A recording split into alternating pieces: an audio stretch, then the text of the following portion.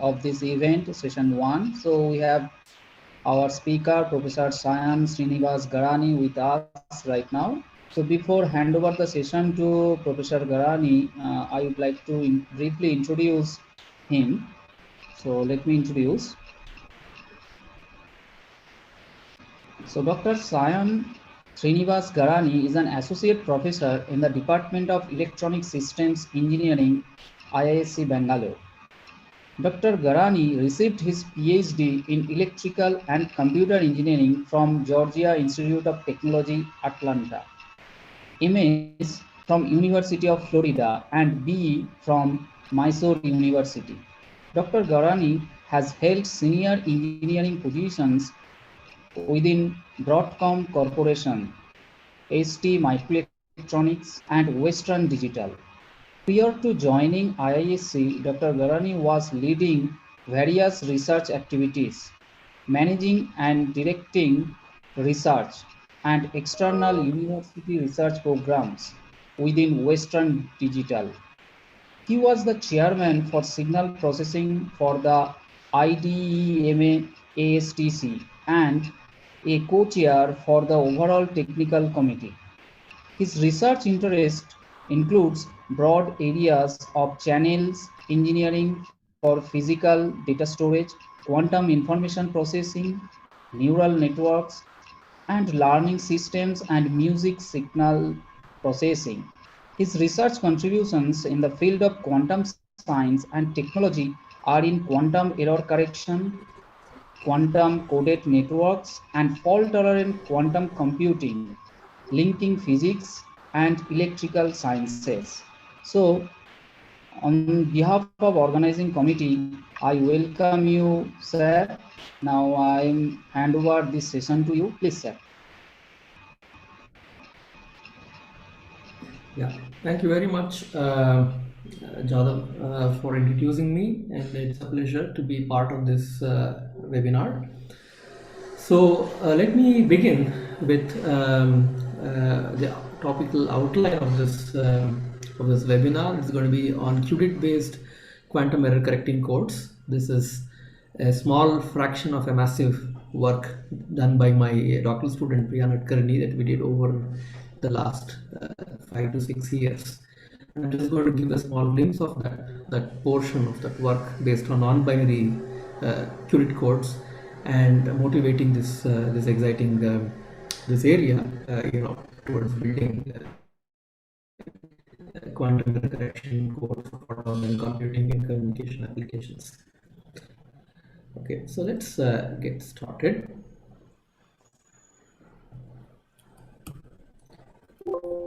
Okay, so the contents are as follows. I would like to provide a brief introduction and motivation to this field.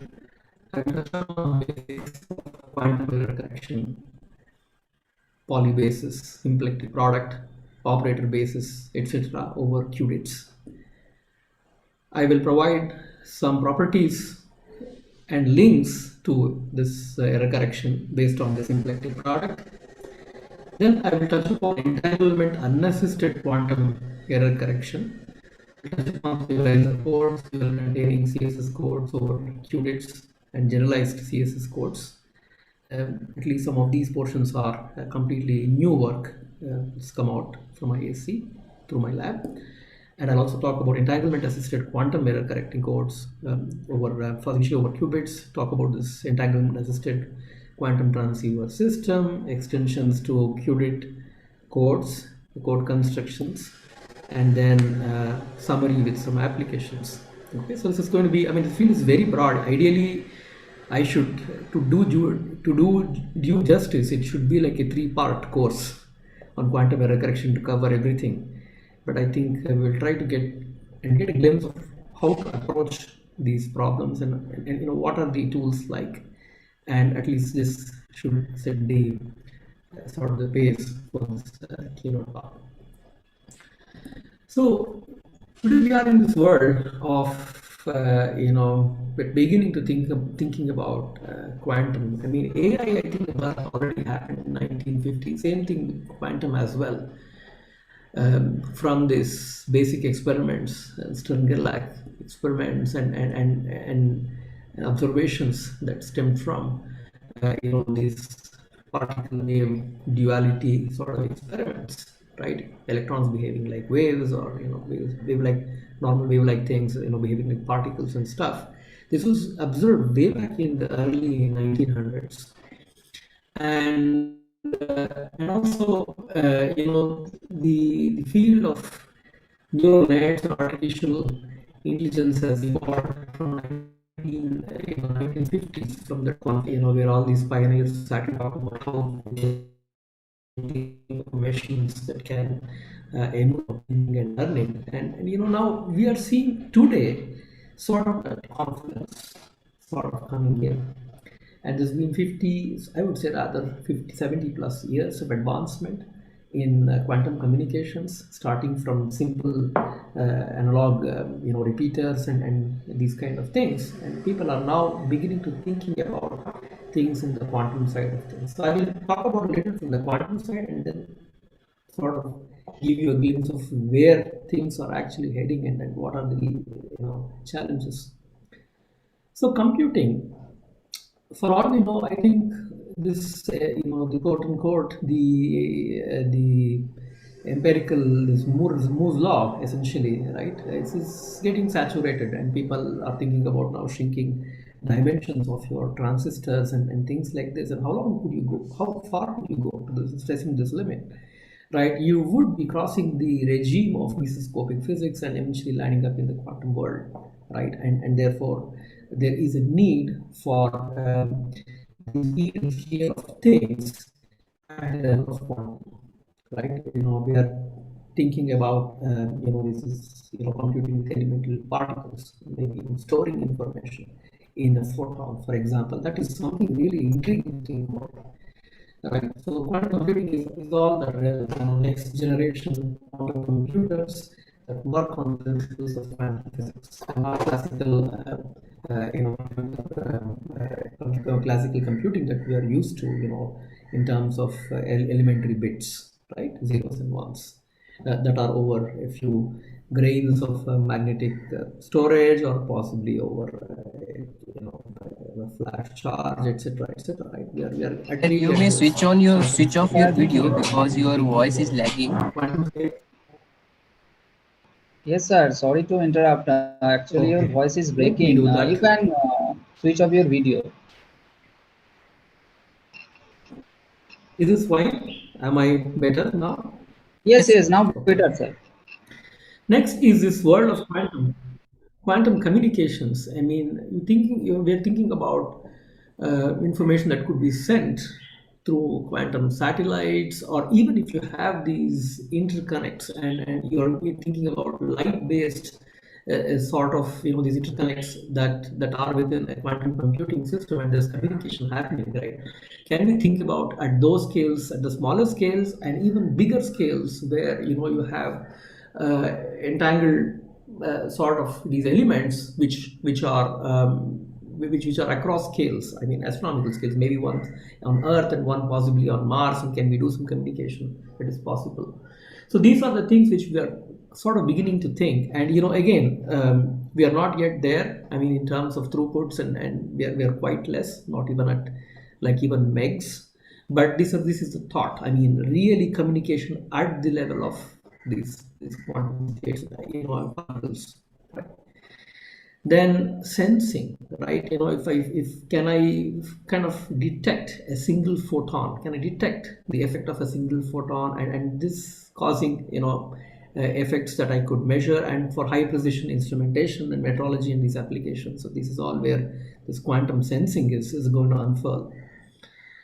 And then we are also thinking about machine learning problems within the context of quantum regime, right? I mean, with confluence of quantum mechanics and traditional machine learning. I mean, so can we have learning systems that are really fast, right? I mean, there's a traditional notion of problems that these machines can solve. I mean, we know these from these complexity theory and these classes, etc. it's not expected that they're going to solve the NP-hard problems, but there's a tremendous speed up, or the quantum supremacy as what we can think of. There's a tremendous speed up in the way computing works, and within the context of learning algorithms, right? I mean, these are AI biosystems and so on. And this is one side of applications driven from computing or communications or sensing metrology or learning, etc., etc. I mean, you can name many problems that could be solved essentially using quantum computing. This is one sort of a snapshot. Maybe you call them different verticals as applications. And then there are also technologies, right? We have quantum photonics based technologies, we have ion traps, NV center, superconducting qubits, flux based or charge based, etc. So these are all different technologies, while each technology could be poised to write the right kind of application that the system demands, right? For example, if you think about quantum communication systems, we would think about in terms of photonics. Whereas if we think about computing systems, superconducting qubits. I mean, for example, we have IBM systems and Rigetti and many of these companies which have demonstrated already, tens of qubits, 50 plus, 70, plus qubits, and IBM, etc. So, how could we harness that kind of framework, that platform that we have towards enabling various applications that we are interested in? So at the heart, it is basically, I would call them ICT technologies, information and communication technologies, all within a quantum wrapper. But before we get towards an all quantum thing, there is this, from the all classical thing, we are thinking about the classical quantum interface, and then writing information completely through an all quantum setup. Okay, now going a little further into this. This is a multidisciplinary research, and what we are today is exactly what the classical folks were in terms of computers. I mean, Turing. Alan Turing, he was the father of modern day. The whole idea of this computing came through from Turing and von Neumann and others, right? Who pioneered classical computing, which has revolutionized today's world that we live in, right? Whether it's the banking sector or any sector, agriculture, anything. This is today. It's all possible because of advancements in computing and communications, and even weather forecasting and these type of applications. So now going slightly, this all happened in the 1950s and 60s, and all that work that evolved from from nibbles to bytes to microprocessors, microcontrollers, and to very sophisticated processors that we have today. And we are exactly 100 years at this stage, sort of in the quantum kind of setup, where we are thinking about building such quantum systems towards possibly what could ride over the next 100 years from today, right? So at the core in this orange block are quantum physics and laws and experiments. I mean, experiments drive theoretical frameworks, and sometimes also you theorize something. But often when you have to think about the right confluence between science and engineering, science, math, and engineering. Math is a sort of a unifying thing between science and engineering. So you see that it starts from the basic laws, and experiments decide how things are, how to postulate things. And from this nucleus, you have basically, you start with quantum devices to start with, and then you think about quantum computing algorithms, right? Thinking about various algorithms. It could be a simple search algorithm, etc., etc. To more sophisticated algorithms for computing. Then information processing. This is the whole world of information theory, error correction, communications, and everything woven in. Then we're talking about quantum circuits and systems that can accomplish, just like we have classical circuits and systems, and we cannot decouple those from the underlying the algorithms they implement.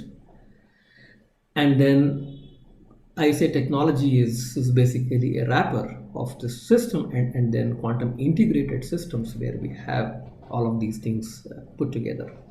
Okay, so this is indeed a multidisciplinary research endeavor, and then you need everything. Of course, you need to understand at the core what the basic physical laws are, and then work that is consistent with those laws.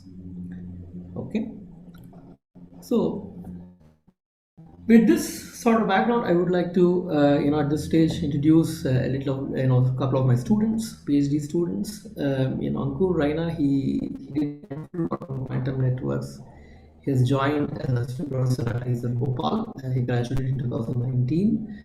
And Priya Nadkarni she's a quantum error correction researcher with Sanadu, and she graduated in February 2021, and she did an excellent work. Both of the students did excellent works. One is in quantum networks, and the other is in quantum error correction. And much of my talk today would be from the work we did together with Priya and myself.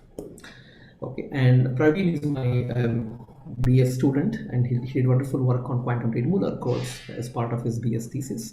And so this is a snapshot of the work done from my lab, and I would be focusing on the work done by Dr. Nadkarni, and that would be through the rest of this journey.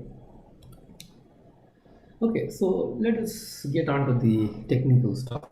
So a few basics about quantum states and stuff. So a qubit is essentially, so what is this quantum state, and how did this even originate?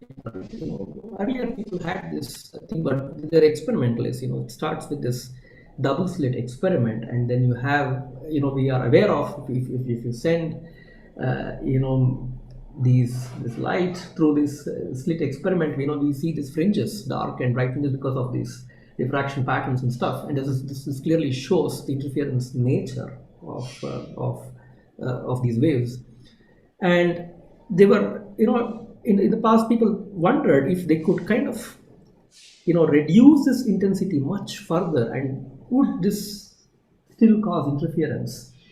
And to their surprise, the reduced intensity, yes, it still they were able to still observe the interference patterns on the screen, and they were wondering if the particles collided, and even it was reduced to such level that they could just send these particles. And ideally, if you send these particles, you would expect them to just have these patches just exactly in front of the slits they went from, but it didn't happen. You saw the strange interference patterns that were happening, and this led people to think that this exhibits wave-like behavior. Electronic exhibits this wave-like behavior, and therefore this cannot be explained through the ordinary physics laws, and you have this birth of this wave functions and so on, and then the Schrodinger picture and so on and so forth.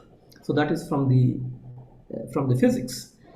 So the way this could be described, a qubit is basically a superposition of basis states. So you have a bunch of basis states, and a qubit is a superposition of basis states. And n-level quantum states reside in an n-dimensional, 2 power n-dimensional Hilbert space. And measurements are irreversibly destructive, and it collapses. The superposition to a basis state with a probability, and all of these mathematical actions can be described through unitary matrices and mappings. And so this is in the realm of Hilbert spaces. And if you just collapse this even further, I think this is basically linear algebra and then operators. Now, the schematic here I have is about the block sphere, and this is where this quantum state resides. So this is really strange, because you have this quantum state, it's in a superposition, and then you try to measure this quantum state. You're not going to get a handle of that, but it collapses to one of the basis states, and this is destructive, is irreversibly destructive. And this is the problem, and with this could be kind of engineer and work through the system, right? This is how we need to think about. A few more basics in terms of states, density matrices, and these operators. You might be familiar with these from your previous talks, but I would like to just briefly touch upon, not going in a minute.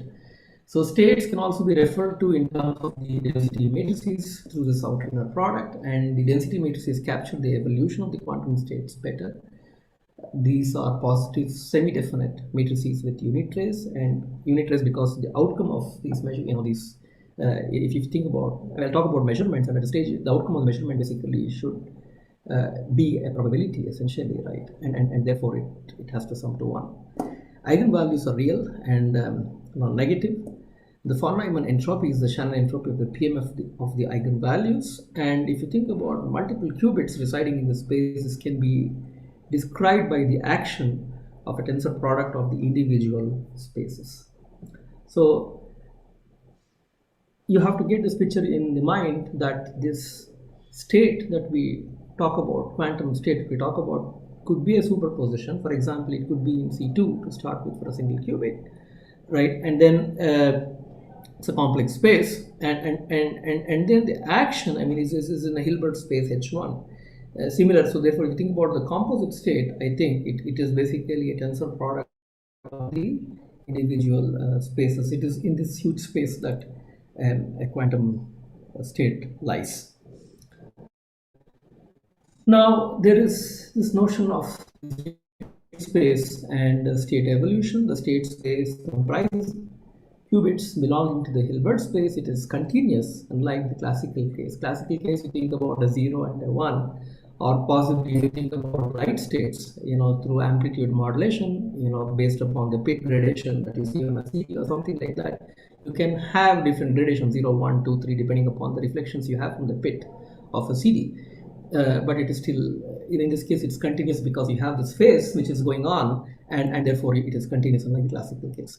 So for a qubit in a complex space C2, you can describe the state psi as a 0 plus B1, where this 0, this ket is given by this column vector, and these A's and B's are essentially these complex constants such that modulus of A square plus modulus B square is 1. So there is also this notion of pure states and mixed states. So pure states reside on the periphery of this block sphere, and the mixed states lie inside, and a maximally mixed state is one which is lying in the center, and these could be described through density matrices. So a unitary evolution, like the way we got state space representation in electrical engineering, right? If you think about a linear dynamical system, you can think about the evolution of a state vector through a matrix, right? Similar to that, we can think about a unitary evolution that takes states of one form at time t1 to another at time t2 through this matrix U, or this evolution, this is operator. Okay. So these are some basics, and I will also let you recap on the postulates. This is a state space, so therefore this is the von Neumann entropy is given by S of rho, which is basically minus summation I equals 1 to the rank of rho lambda I log 2 base to lambda I, where these are the eigenvalues from your equivalent matrix representation, the density matrices, and the evolution is described by this picture, right? There is also these two different notions of closed quantum systems and open quantum systems, and normally these open quantum systems are what we're interested in, because quantum state inherently interacts with the environment, and that is the way we have to go about, and for which we'll look at Krauss operator decomposition on these density matrices. The evolution is, and the measurements, we know that if the measurement result in a certain outcome, and when it satisfies this completeness equation that you have here, right on the left side, which is summation k equals 0 to j minus 1 mk dagger mk equals identity, and then when you measure, it collapses the superposition and it gets transformed into the basis state, and then there's a corresponding probability associated with that outcome. So this is what we know basics. Now, coming to the topic here, now, where do we start, right? So, the background to the quantum error correction starts with the poly basis. So if you think about normal classical systems, right, we just have a 0 is a 0, a 1 is a 1. I mean, when we talk about errors in the case of classical systems, we can think about a flip of the error, right? A 0 can become 1 or a 1 could become 0. That depends upon the noise level and other things that we know from classical error correction. But in the case of quantum, it is not the case, because you can have bit flip errors, you can have phase flip errors, and you can also have a combination of bit flips and phase flips. And these can be represented through these operators. Sigma naught is this identity, a 2 by 2 matrix, which is identity. There's nothing happens. The state is unchanged when identity acts on the state. So sigma x, I call it capital X, is a bit flip operator. It flips the bit. For example, a0 plus b1 could be a1. The 0 and 1 could be flipped. And a phase flip is this. It negates a sign. A0 plus b1 is a0 minus b1, and then you can have a combination of bit flip and phase flip given by the sigma y operator. And this is called the error basis in this complex space C 2 by 2, or all these 2 by 2 matrices. This forms the error basis, and any error can be described using these bases. And on the right hand side, I have this Kelly table, which gives you the commutativity relationships between various operators. You may find this very handy, like the way you have done your mod arithmetic, etc. Multiplication mod tables, right? You in your high school, this is exactly that, except that it's a multiplication operator, but we're thinking about this matrix is I, X, Y, Z, and then this gives us the commutativity relationship. For example, if X with X is identity, Y with Y is identity, Z with Z is identity, and you have all these relationships here. Okay, this is a short summary of the Kelly table, and X, Y, and then the Y, X, the anti-commute. There is a phase change, and there is a very interesting relationship, which is basically the polymatrix to binary isomorphism. This is very, very important, because we have a group isomorphism between the polymatrices under the multiplication operator to possibly some vector, a vector in a two-dimensional space under the addition operation. So this polymatrix to a binary isomorphism is described by this equivalence relationship. I is, for example, 0, 0, X is given by 1, 0, Y is 1, 1, and Z is 0, 1. So what we can think of operators acting on the states can be equivalently described through the actions of, they can equivalently describe these operators in terms of their check matrices, etc. And this kind of visualization can help us try to connect the dots when we have to build the analogous picture to parity check matrices, which I will talk about later. So, what is difficult dealing with quantum error correction? Why is this field hard? Right? There are many aspects here. First, measurement destroys superposition that we saw, and when we measure, it collapses to the basis state, and you cannot actually infer the state. You cannot just figure out what that A0 plus B1. You can't figure out those A's and B's that constitute A0 plus B1, because when you measure, either you have a 0 with a probability A square mod A square, or 1 with probability mod B square, right? And then we have this quantum no-go theorems, right? So we cannot clone a state, because in the case of, for example, the classical coding, it's much easier, because we can do simultaneous information processing tasks. because we can copy the state into a register and we can process things. This is not possible in the quantum setup. This is because of the no cloning theorem. We cannot clone a state. And there are other such no theorems, for example, no broadcasting, etc., no broadcasting theorem, no deletion theorem, etc. And these will particularly play an important role when we have to think about network codes and so on. So these are these no theorems. So this is another hurdle that we have. Second, this is the nature of errors is continuous. I mean, errors are operators in a unitary group. The size is not finite. As I told you, you have all these phases, and it's really is infinite. But the unitary group elements can be represented by a basis which is finite, and this is easier to deal with. And fortunately, because it collapses this continuous nature of errors to a discrete set and to a geometry over this discrete set. And then we need to correct these bit flips and phase flips simultaneously. We didn't have this issue of phase flips in the case of these classical kind of errors that we deal with, but here we have to deal with that. So these are all the difficulties. Fortunately, there are people came up with solutions, and all this has happened over the last 20 years or so. A whole lot of work. And then the field has sort of grown and continuing to grow, right? There are fresh problems as well.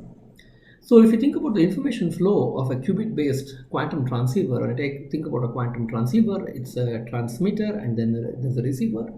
We have this unencoded quantum information feed. This goes through an encoding circuit, and you get the state psi. This is now going to be sent out the quantum channel, and the description of the nature of the quantum channel itself, that is the subject of investigation in quantum information theory. But if you have done any webinars prior, you would have seen this evolution described through CPTP maps, completely positive trace preserving maps and so on. And then there are various notions of capacities for quantum channels, and that's a separate topic of investigation. But you can think about these quantum states go through these quantum channels that can be described through various mappings, and because of which you have errors that you will have to overcome. And the three things that I mentioned to you earlier, this is where we'll have to deal with. That means you cannot clone these states. Measurement collapses the superposition, and then this continuous nature of the errors. So therefore we have to be clever. We have to basically have some ancilla states or that we would want to bring in, and this has to be worked with the erroneous state, which is U psi. U is some error operator acting on this psi, and then you have to deduce the syndromes, and from which you have to figure out the error deduction and recovery. And then the good thing about the nature of this quantum setup is, if you know the encoding operator, because it is all reversible, the decoder is just an inverse of the encoding operation, and therefore it is easier. Unlike in the case of the classical case, for example, if you think about traditional NDPC based techniques, the decoding algorithm is inherently nonlinear, and these operations are irreversible, right? So this is not the case in the case of the quantum setup. Now, with an understanding of how this setup is, I would like to basically dig deeper now in nil-Laflamme conditions. So if psi1, psi2, so on till psi comprise the orthonormal basis of an correcting code C, then the code can correct all the errors in the subset EC of the basis error group if the following conditions true. That is, if I have EA acting on, so EA acting on psi, EA is some error operator acting on psi, EA psi dagger times EB psi j, this is equal to the outer inner product of psi EA dagger EB with psi j, and this is going to be equal to 0 for all EA and EB belonging to this space. So this sets up this orthogonality conditions essentially, so that you can distinguish these errors. So for all EA and EB belonging to this, for I 1 to L, so this outer inner product of psi I EA dagger EB with psi I is equal to CAB, and CAB depends only on E and EB and is independent of I. So this is an important result. These are nil-Laflamme conditions. These conditions could be used to design the to distinguish essentially the errors towards recovery. Now we are familiar with basics of this single bit flip code and a single phase flip code. So this is on the top is basically the encoding circuitry for this flip code. So all we have is C0 gates, and then we get this coded state in this form.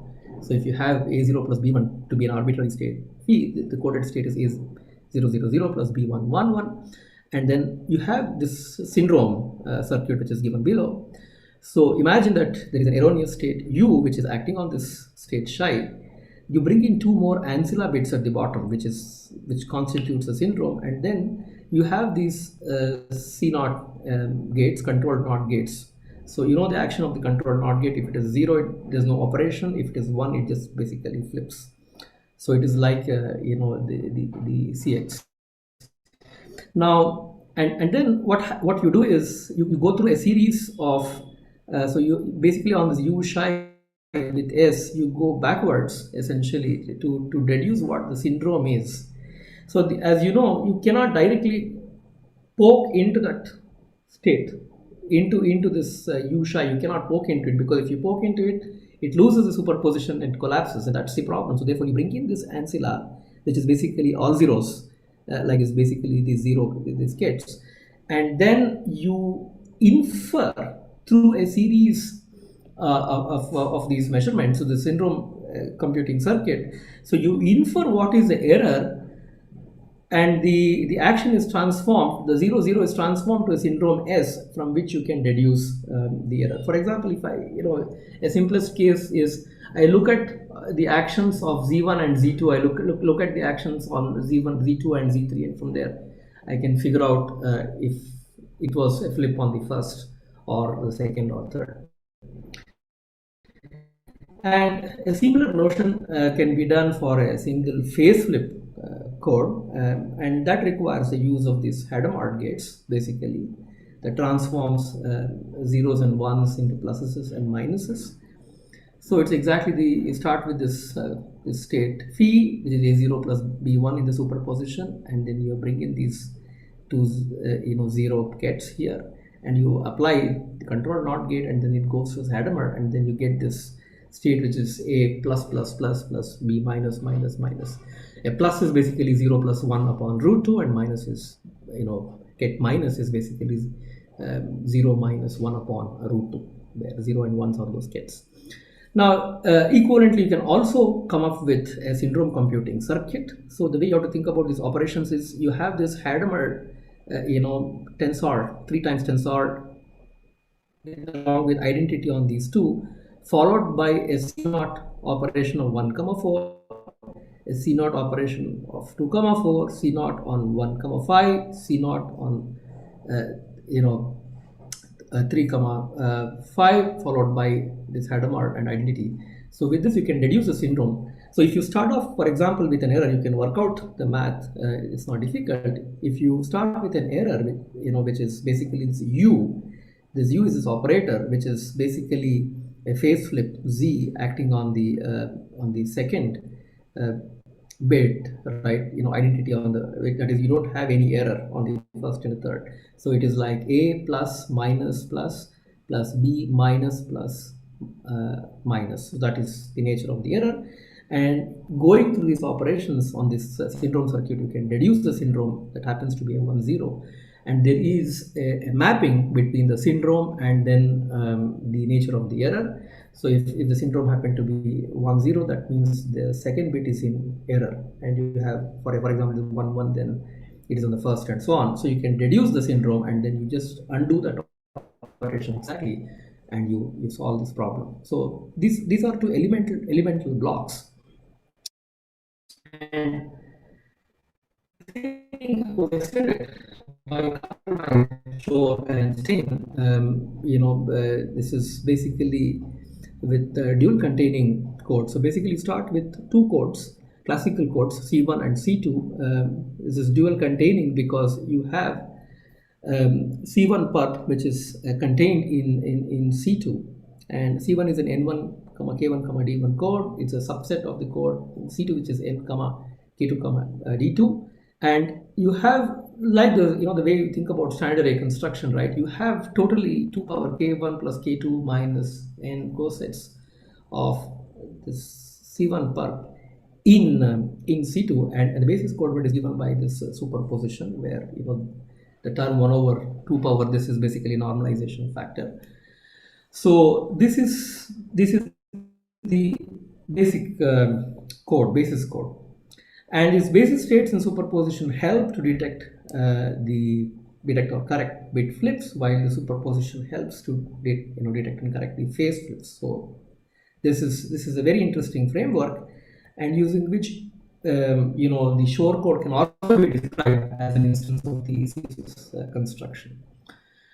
Now, there's a very interesting matrix kind of visualization of the CSS code. So the way you can think about the check matrix form of the CSS code is having these block partitions where this H1 0 is going to handle these bit flips, and 0 H2 basically handles these phase flips, and the bit and the phase flip operators do not commute with each other, and therefore you can simultaneously get correct for bit flips and the phase flips. And you have Roman, which is basically number of these stabilizer generators for these bit flips is n minus k1, for rho 2 is n minus k2, and the CSS code has totally rho 1 plus rho 2 minimal stabilizer generators that correct for these bit flips and phase flips, and the distance of the code is greater than or equal to minimum of d1 comma d2, and this gives us a sort of a bound, right, what it is. And the short code is people think about, one conventional way is you basically start with a phase flip code, and from the phase flip code you basically apply the bit flip code on top of it, so you get a 9 qubit code, which is a degenerate code having 8 minimal stabilizers, which can that solve this problem to correct both bit flips and phase flips. But alternatively, you can view this shortcode as a CSS code. So you can start with two codes, C197, 2, and then C293, 3 is parameters NKD, and then it can correct both the bit flips and phase flips. So I think this is a basic background. So now we'll get into a little bit of operators, and then I'll touch upon. I think I really have a lot more to cover. So the idea here is, suppose you can think about a general operator essentially of the form XA, ZB, and A and B are basically zeros and ones, and this is an interesting commutativity relationship that you see between XA, ZB. X power A, Z power B, where A and B could be zeros and ones. This is minus 1 power AB, Z power B, X power A, right? So your X is your bit flip, Z is your phase flip, and then you just control these A's and B's, and you have this commutativity relationship. So in general, if you think about two operators, O1 and O2, defined like this, where A1, B1, A2, B2 belong to the 0 and 1, so the commutativity relationship between these operators O1, O2, see, ideally if they are just commutative, it's going to be O1, O2 is O2, O1 if it is just if they commute. But it is not in generally true for these operators of this form. So you have this phase factor which is minus 1 power B1 A2 plus A2 B1. You can work out this math. It is not very hard. You start with that Cayley table that I described long time back, and you can apply that rule to derive this. So what this implies is this commutativity has basically twisted a kind of twisted pair inner product sort of computation. So if you neglect the phase, right, your x power a1 z power b1 operated with x operate x power a1 z power b1 on, multiply these two, right, with x power a2 z power b2. This can be equivalently described using the poly to binary isomorphism in this manner. And in general, if I take, I told you that a qubit which can be in a bigger Hilbert space, which is a tensor of these individual Hilbert spaces, that could be described using this S1 and S2. And then when you look at this commutative S1, S2 is given by minus 1 power this quantity, which is called the symplectic product, times S2 times S1. So S1, S2 is some phase times S2, S1, and that phase minus 1 power something, that is very important for us. Because if it commutes, because stabilizers, they know they stabilize the state, and I'll get to that in a minute what they are. And if by knowing the commutativity or anti-commutativity of these operators, I can infer and deduce these errors, right? These flips and phase flips. So in this introduction, we start off with these D-level quantum systems. A quantum system with dimension d equals p power k, where p is prime, can be described in general through the state psi d given by this, where ai belongs to is a complex number, and the modulus of ai square summed over all these states I equals 0 to d minus 1 is essentially 1. So what was very interesting that we did is we have an interesting theorem here which says that if we are given any state b in p power k, this can be decomposed to a tensor of the sub-qubits, essentially bk minus 1, bk minus 2 dot dot dot, and b1, bu0, that are residing in fp. So now if you think about this space of matrices CD, D, our unitary group is U of D, and operators are acting on a qubit from this set, and from which we can generate a unitary basis which is GD, and using this whole framework of qubit based ECCs can evolve. This is a very important result.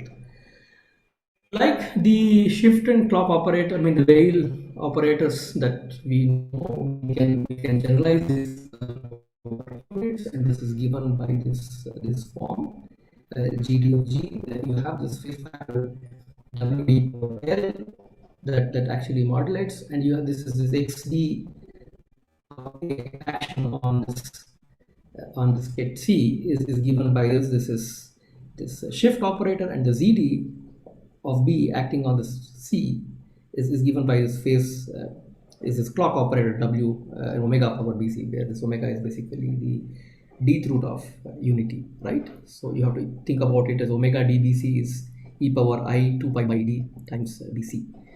Now we can describe this unitary basis. Essentially this following group generates the operator basis in this complex space. So for P odd, this is even in the case for 2, you have to bring in this I power G, where I is essentially this root minus 1, because we saw that to account for that phase, right? And omega power L, where L can be 0 or 1, and in the case of E1, and then the G will have to be careful about that. In Z2, G and L can take values 0 and 1, and that I has to be brought out from that KD table. Otherwise, you just have this W power L. And the operator basis is given by this GP power K, this set, okay, general, so X, beta, Z, gamma, beta, gamma belong to this extended field FP power K, and this is the operator basis. Now there's an interesting result that we can decompose the X and Z operators over D, because this is very important. Throughout we have to revolve around these X and Z operators. So if you have a general beta, this is belonging to this extension field FP power K, described as follows: beta equals, this is basically the K-tuple representation, essentially, right? So you can view this as a K-dimensional is where each element is over FP, and it's a K-tuple essentially, right? B0, B1, so on till Bk minus 1. And this is a very important relationship. These two relationships hold that if you have a state beta, if you have beta essentially is element beta belonging to FP power K, you can express it in this tensor form. Similarly, for the X and Z, these relationships hold. And this trace here is basically an FP linear function that maps from this extended field FP power K to FP, given by this relationship summation I equals 0 to k minus 1 beta power p power I, right? So this is how I would basically compute this field trace. Now there's an interesting theorem. So now this basis operator that we have, that I described, that is an element belonging to this g p power k, which is basically this x beta and z gamma over extended field. This can be decomposed in this tensor form, and this is going to be very useful for us to describe these codes. So like we did this poly to binary isomorphism, we just have this, in general, this operator to this 2k tuple, where each tuple can be in FD. So you have this morphism, isomorphism. So in general, an operator such as this x of alpha square and z alpha square acting over F4 can be described using this these tuples essentially, and then this representation from this poly to binary isomorphism is useful because now we can describe in terms of symplectic products, and that is very useful for us. And this sets up the stage that we can control a sub qubit inside. Suppose we want x21 on the first qubit. This, so this x, we want to control the first qubit, right? If you can imagine that over F4, which is F2 square, you can represent any element as B1 alpha plus B0, where B0 and B1 can be described in F2, right? So therefore, this x power 4 of alpha over this, this minimal polynomial x square plus x plus 1 equal to 0, you can decompose this as x2 of 1 tensor with the I2. So this is an important relationship, because you can control the individual subqubits by these operators, and this is possible. So in general, if I have if I can control the bit shift and the clock operators on a specific qubit using these relationships, because it is for example, on the nth qubit or subqubit, I want a certain operation to happen. It's basically identity on the first m minus 1, and later on for the next n minus m, and on the mth I basically have a specific operation that I want. And this is just sort of a picture, how we can control individual subqubits with the qubit. So there are some properties of these basis operators: the submission conjugacy, commutativity, multiplication operation, and orthonormality. And these are very useful for us when we have to describe the codes.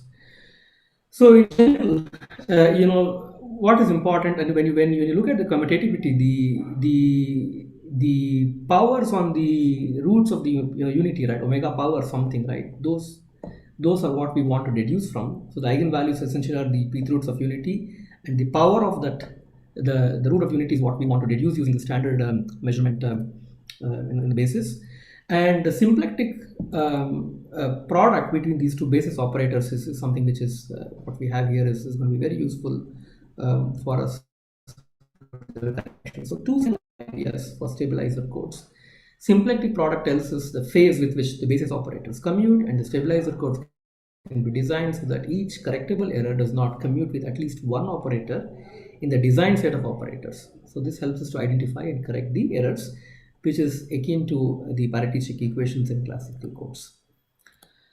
So the entanglement unassisted setup can be described as follows. So consider an n-qubit system D equals p power k. Let S be an abelian subgroup of this group G p power k tensor n copies of it, tensor n, right? These operators acting on those n qubits, generated by the minimal generators. Minimal generators, these are generators through which you can generate this subgroup, and without which it has an equivalence of a basis of a vector space. So a stabilizer code is basically a p power k minus rho. Rho is this cardinality of the minimal generator subspace of a p power k times n dimensional complex space. So a stabilizer code is this set that I call QS, where SI is a stabilizer acting on the state. It leaves the state unchanged, right? So it is if it is a valid code, if a stabilizer acts on this state, then nothing changes. Otherwise, we'll have to worry about if it changes, then there is an error, and then through all these stabilizers, we have to reduce the syndrome. And that is the aim of quantum error correction. So there is an important matrix formulation of the quantum code. So I'm not going to go into details of this symplectic product, which we already covered, because now we can think about it in the most general form here. So if you have stabilizers in general, then the symplectic product is of A1, B1, A2, B2. This is like a concat operator, where A1 and B2 are the equivalent morphisms, essentially from the operators to these tuples, and the symplectic product has to be 0. So basically, the goal would be to identify the minimal stabilizer generators. Since they commute, you stack their isomorphic representations and you form an equivalent parity check matrix. And once we know what this parity check matrix formulation is, it becomes easier for us to kind of deal with it. So the stabilizer code has some interesting properties. Essentially, so if you have the suppose E is this some an operation acting on this belonging to this GP power k, and then so Si acting on E on psi gives you this this omega power symplectic product of this term that you have, right? And then times psi. So now the goal would be the erroneous state is an eigenstate of the minimal stabilizers, whose eigenvalue is given by omega power this symplectic product, and the powers of omega form the syndrome that we require for distinguishing the errors. Now the ECC ability is determined, and how much time do we have?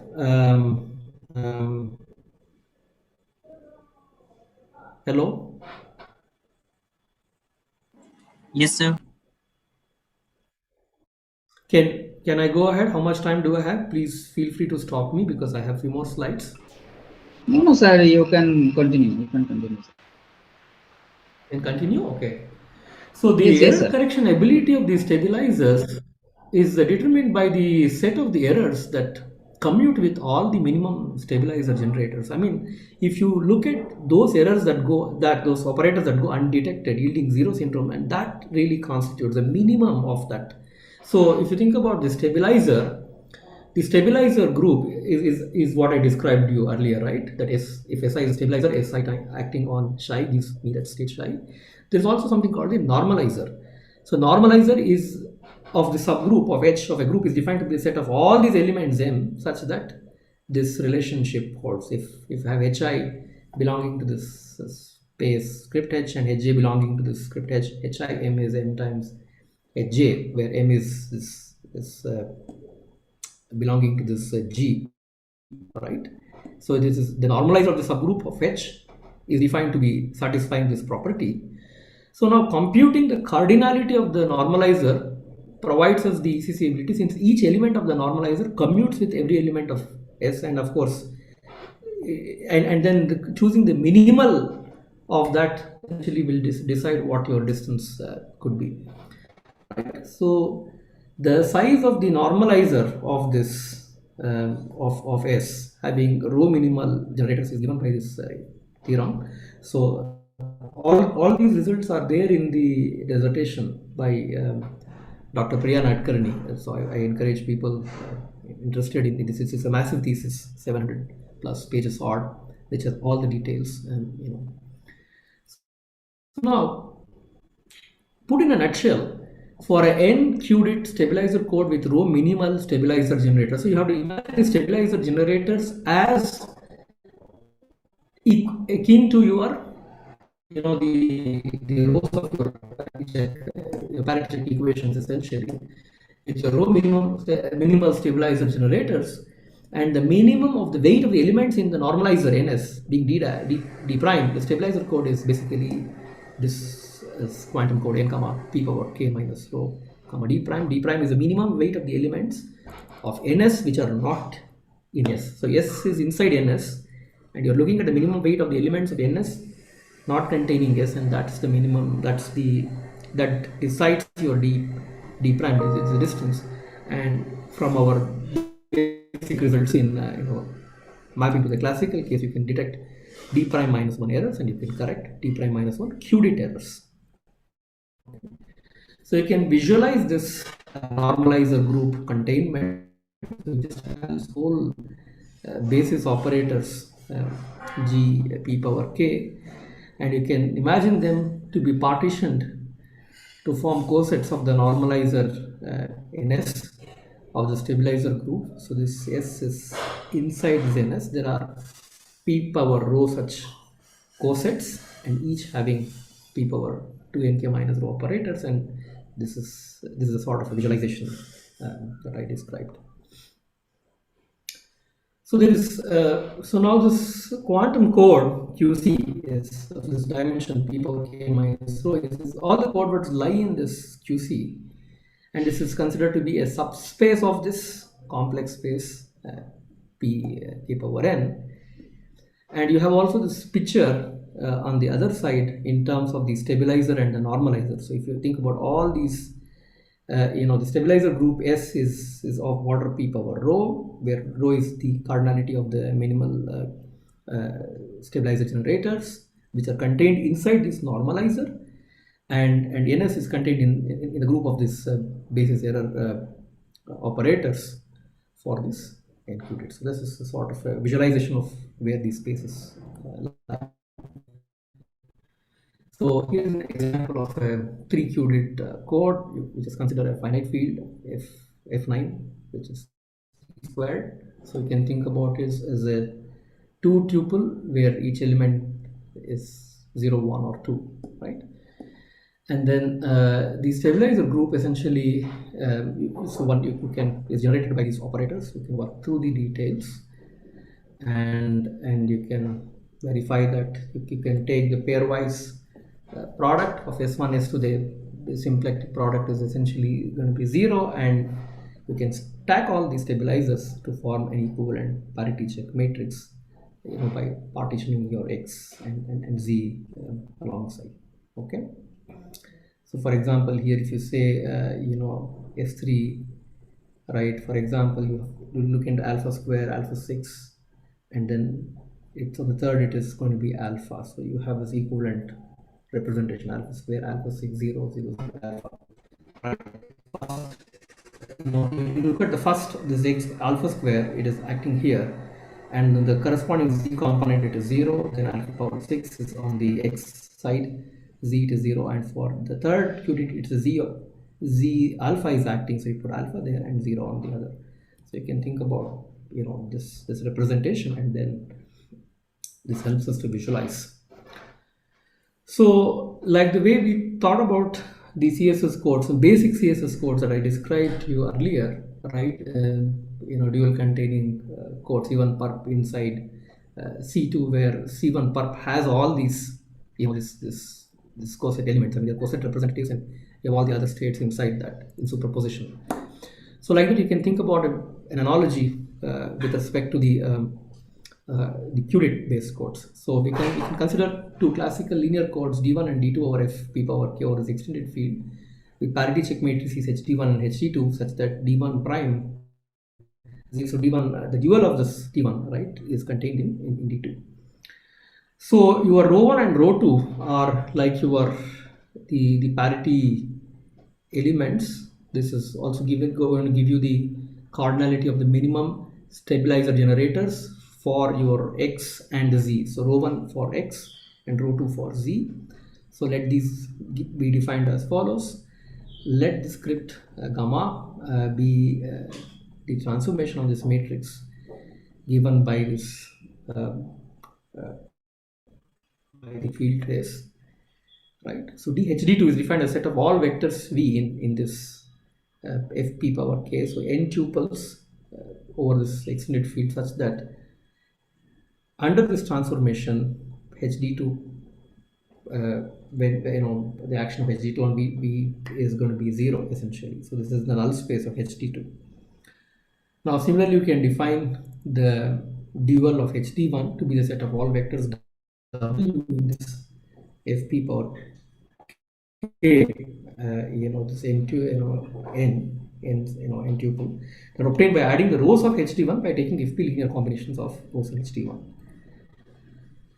So you have a nice dual containment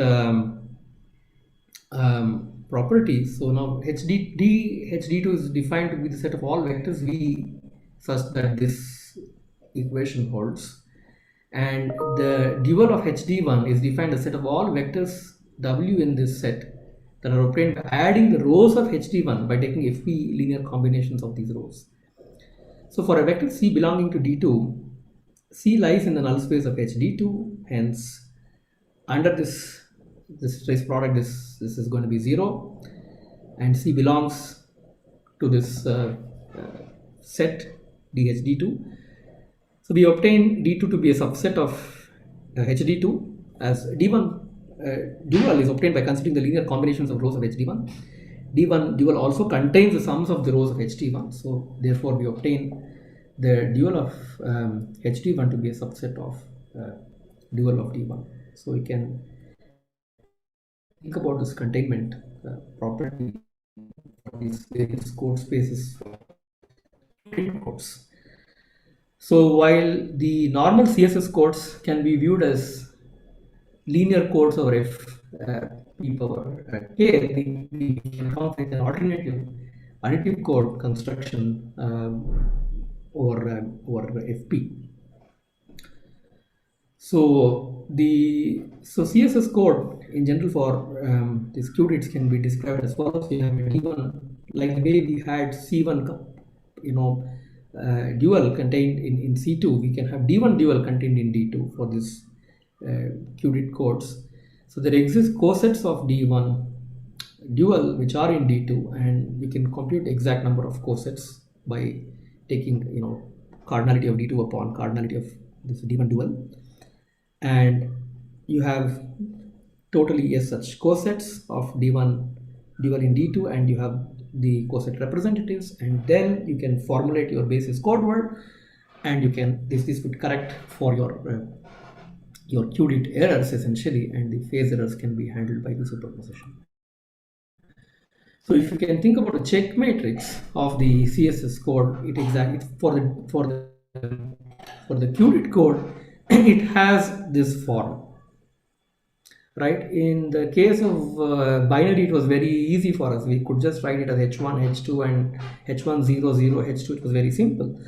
But for the case of a non-binary code, that is if p power k linear, you would want to write it in this form, where alpha is an element of f p power k. And this is sort of a visualization. So this idea of getting this minimal stabilizer generators in this can help you understand the nature of this insight into the parameters of the.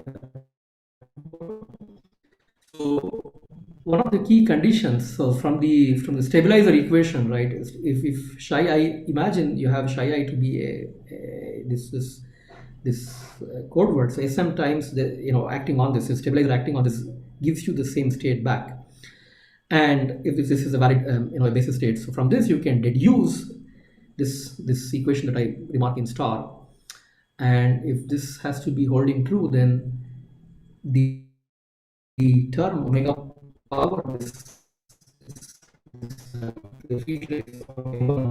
plus ti gamma transpose, that has to be 1. From this we can deduce the nature of this parity check matrices. So what I did is basically unfurl this a little bit more to tell you how the nature of the parity check matrices can be obtained. So D2 dual can be written as the sum of the rows HD2 alpha HD2 so on, and D1 dual can be written as the sum of rows of HD1 alpha HD1 so on and so forth, right? And so here are some details for the properties of the minimum distance. So D prime is greater than minimum of D1 comma D2, where D1 and D2 are basically the minimum distances of the individual component codes D1 and D2, right, over these qubits.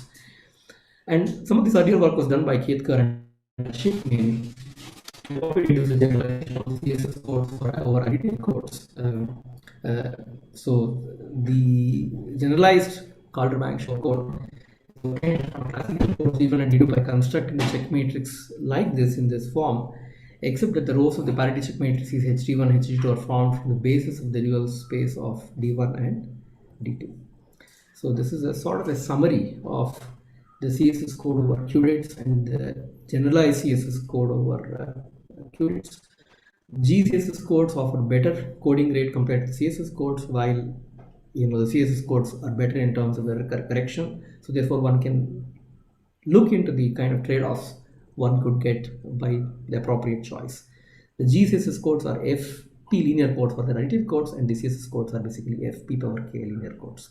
Okay, and that is sort of consistent with the check matrices that I described that you see in the bottom of this this row here. So I will sort of not take much time, but I'll take about 5 minutes to motivate what is entanglement assisted framework, etc. In a very interesting work by Brown and others in 2006.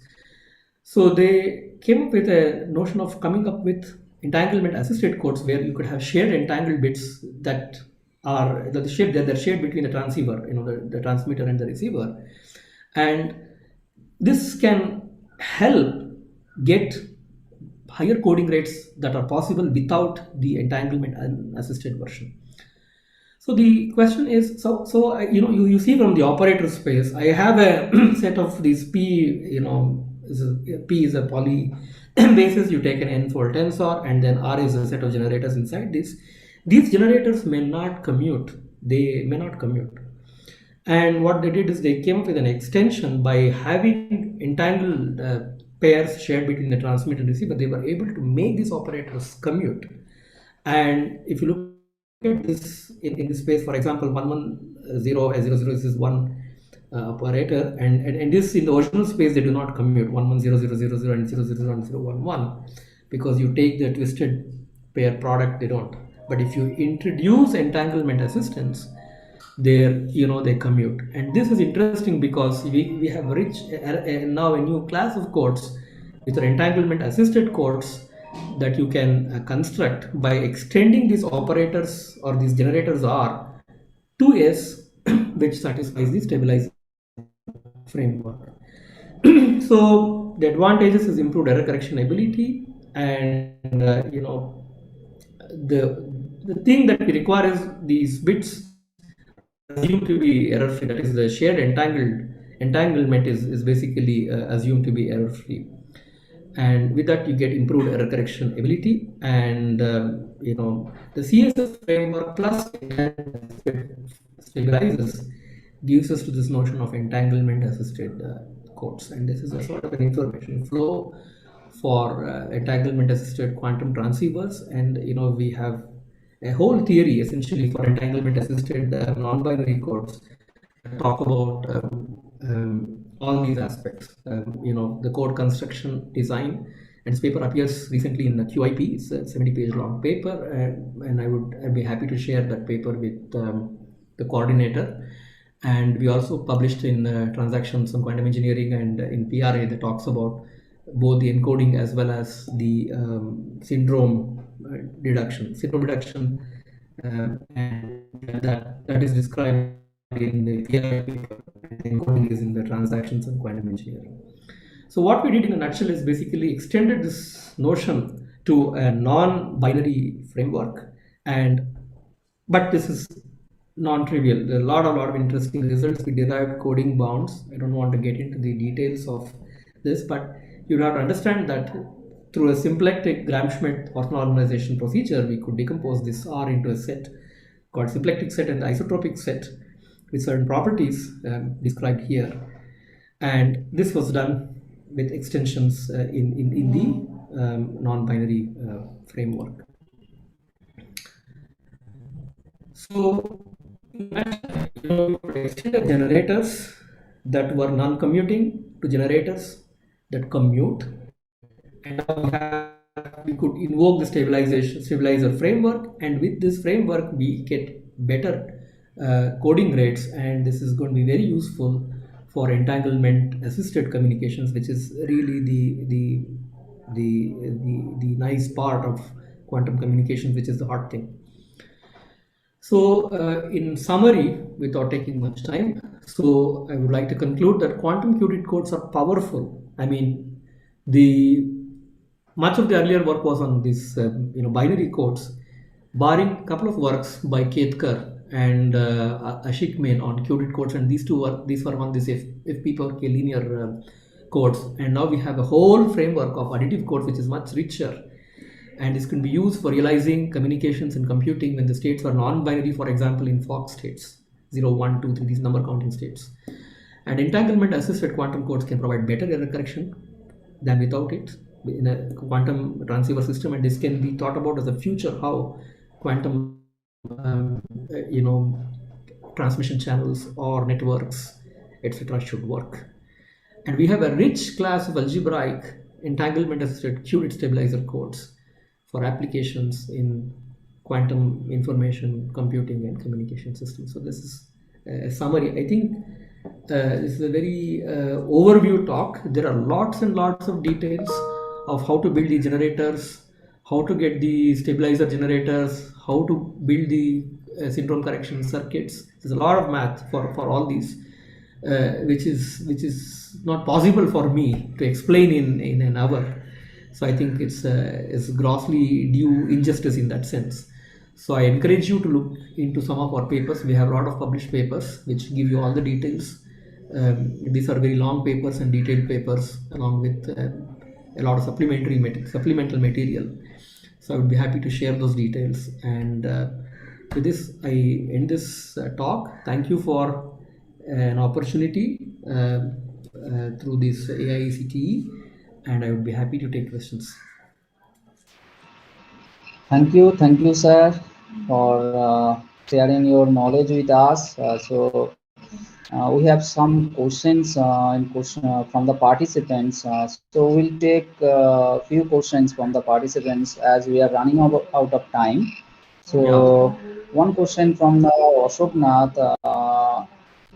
Could you give some idea how one can store fractional number in a quantum computer? Fractional number, one third or let's say like 1/3 or 1/4 or something like that, right? So you can always see, for example, once you understand if I have a scale factor, essentially, right? If I have a scale factor, see, when we think about this number counting states, it's basically all integers, essentially. You cannot think about them as fractions. But the lowest denomination of the fraction, you can always reduce it to the form where you have an integer representation and there is a scale factor associated with the denominator. So if you know what the scale factor is and you have an integer representation, and that you could use within your integer states, that happens to be the mapping, is what I can think of. Okay, I hope this addresses your question. Okay, another question from Dr. Lata Gohil. Error correction and detection is used to be applied when? During execution of quantum circuit or in data transmission? Okay, see, there are two things. As I told you, transmission is one thing. Second is the components that are involved in this communication or transmission process itself being faulty. So there are two aspects to this. One is if you deal with faulty components to start with itself, you want that leads into this notion of fault tolerant computing per se, right? And even if that happened, so that is one aspect, that fault tolerant, your components themselves are noisy and you have to deal with errors at the source. The other source of errors could be during the transmission. As I told you, there is a mapping essentially which causes these errors essentially. And errors can happen during transmission. So your detection and correction should happen at the receiver. Okay. So you bring in the ancilla, and then, as I told you, you get your syndrome circuit. You deduce the syndrome from the relevant operators, from your stabilizers, etc., and then you overcome that. So the answer to your question is both. You can have errors because of faulty components in the circuit itself. That's fault tolerant computing. So the whole code can be thought about as a part of the system itself at the source. You can also have errors at in the transmission side. I hope this addresses your questions. Okay, thank you, sir. Hope ma'am will get the answer. And I'm requesting participants, if you have any questions left, you can directly communicate with Professor Garani based on his talk. And I hope that will definitely give the answers to your questions during direct communications. So now I request Prem to kindly display the token of appreciation. Please, Prem. So, sir, this is a little token of appreciation from our end. Thank you for giving your valuable time to us, and hope we will have your time in future also. Thank you, sir. Sure. Thank you. All the best. Thank you, sir. Thank you for joining us. Thank you, sir. Thank you. Bye.